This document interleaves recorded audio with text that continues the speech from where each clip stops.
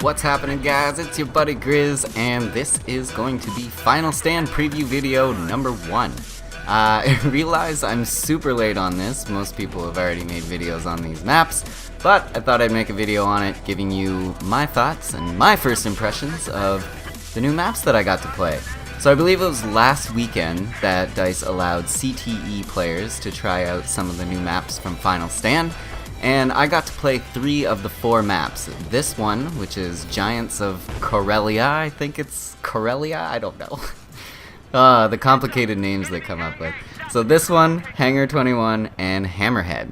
Now this video is going to showcase Giants and HANGER 21 because I've got a great rush gameplay from Hammerhead that I'll be showing you guys in a separate video.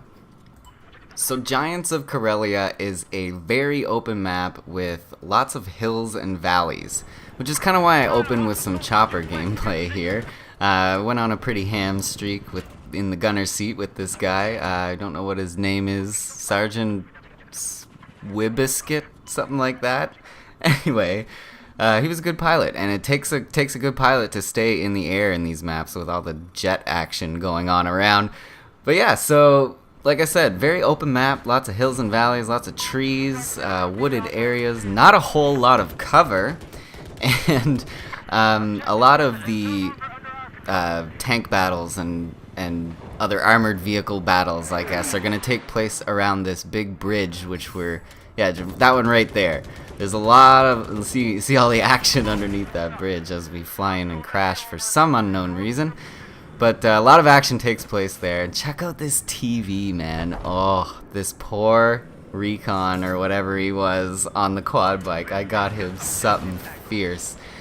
Yeah, so this is the bunker area, and at this point the roof is already blown open, which would be the Levolution event, I guess. You can open the roof with C4 to give yourself a aerial entryway and a damn good camping spot at the same time.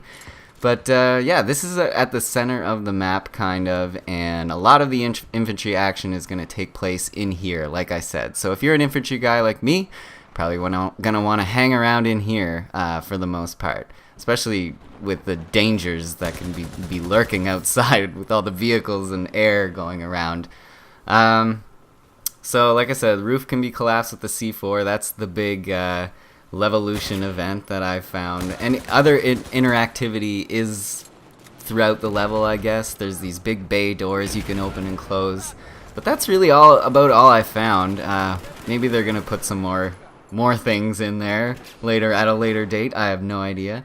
There's also some cool mech robot looking thingies outside the main bunker doors if you're interested in that. It possibly could be a nod to Battlefield 2142. But that's pure speculation at this point. So yeah, that's pretty much all I have to say about this map, really. Infantry inside, air outside, lots of close quarters battles. So if you're planning on staying inside and doing the run and gun thing, you're gonna want to go with a fast firing close quarters beast like the ACR here. I had quite a lot of success with the M42B light machine gun as well. But HANGER 21 is going to be coming up here shortly, but I guess I'll just start talking about it. I didn't really plan out the length of my... Oh, actually check this out too. Oh, that's my phone. Sorry about that, guys. So unprofessional. So this is some of the stuff you see in the CTE. Oh my gosh, what was that? And then I get revived, and I think the roof collapses, and for some reason I just start floating, and I get team killed. I have no idea what happened there. Obviously there's still some bugs to work out in these maps. That's definitely a big reason why they allowed the CTE players to play them, I think, was just test them out and get some feedback. If you guys don't know what I'm talking about, I'm pretty sure most people know what the CTE is now, but it's the community test environment where basically DICE LA is working on fixes for bugs and that whole shebang, and we keep hearing whispers about this big patch that is supposedly coming to Battlefield 4, Well, a lot of the things that are contained in this patch, as we move over to Hangar 21 here, yes, the UCAV is alive and well in Hangar 21. Such a great map for UCAVs. What was I saying? Yeah, there's supposed to be a big patch that we keep hearing about coming to Battlefield 4. And a lot of the things that are contained or being worked on in this patch are being tested on the community test environment.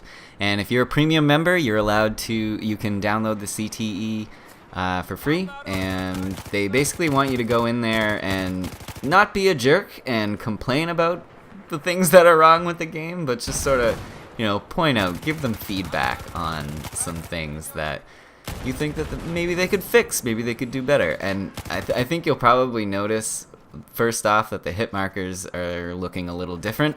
That's something that they've changed in the CTE. And another big thing is this thing called the visual recoil patch, which basically means that, well, as it stands right now in normal Battlefield 4, your gun reticle, when you're firing, moves along with your weapon, so it's kind of like your screen is shaking and you can't really tell if your bullets are going where the reticle is pointing. Well, they've sort of fixed that in the CTE in the sense that the reticle doesn't bounce around as much when you're firing. The gun will bounce around, but the reticle will stay relatively in the same spot, so you can at least have a better idea of where your bullets are going, which is also always a good thing. And I think you could see evidence of that in this video, in this gameplay. It's like, watch, if I come up here, I'm using an LMG, which it has a lot of, you know, not a lot, but it has quite a bit of recoil. M240, or sorry, I'm using the MG4 here. Still got quite a bit of recoil. And you'll notice that my red dot sight is, like the iron part, the sight itself is bouncing around, but the reticle's not. And this is basically the fix that is known as the visual recoil patch. And it actually helps a lot. I really, really like it. And I can't wait for them to implement it in the real game. So let me quickly mention some things about Hangar 21 before I run out of time here. Check out the thrusters here on the huge ship that's in this hangar. It has a name too, which totally escapes me right now. Atlas, maybe? But inside the hangar itself, you'll find a lot of the same style of action as the center bunker in Giants. And this is the first snow map I played, and it was kind of nice to find the skidoos. I mean, snowmobiles. Skidoos, that's a Canadian thing. Not a huge deal, as they're basically just quad bikes made for snow, but I think they're kind of neat. Outside, keep your eyes on the sky once again. Watch out for snipers, because they're everywhere in these maps. And they get on the outskirts of the map and get their spawn beacons down, and it can just be a nightmare.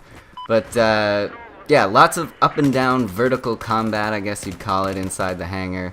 And guys can get on top of the ship inside the hangar and basically control the entire thing if they do it right.